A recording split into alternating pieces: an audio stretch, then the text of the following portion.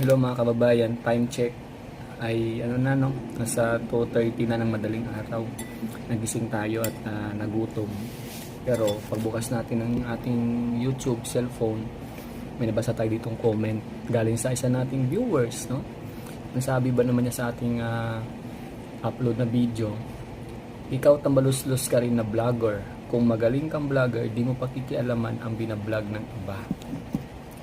O ayan na. So makapag-komento lang,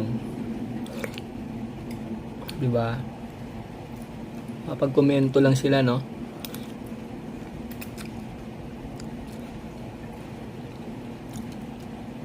At tawagin ka ng tambaluslos vlogger.